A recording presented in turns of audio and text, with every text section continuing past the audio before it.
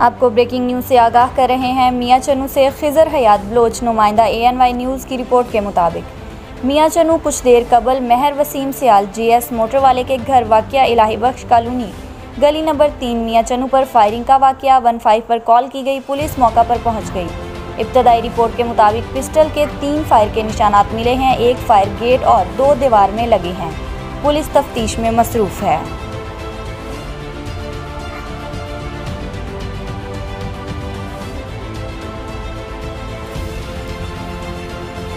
बैनुल अक़वामी म्यार का शानदार रिहायशी मंसूबा लेक व्यू सिटी रावलपिंडी बाजार से सिर्फ 15 मिनट की मुसाफत पर मेन चक्री रोड पर मौजूद 3, 5, 7, 10, 20 मरला के खूबसूरत रिहायशी प्लॉट्स 4 साल की इंतहाई आसान साथ में सिर्फ 1.5 लाख में प्लॉट बुक करवाएं।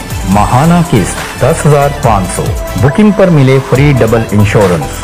जदीद तरीन सहूलियात से आरास्ता अस्पताल, ऑक्सफोर्ड स्कूल, ग्रैंड मस्जिद, थीम पार्क, बिजली, गैस, कुशादा सड़कें, सीवरेज सिस्टम, कब्रिस्तान, कुदरती झील, cinema, sports club, gated community, full proof security system, marketed bye ideal associate. राब्ता के लिए 0323 4357 430।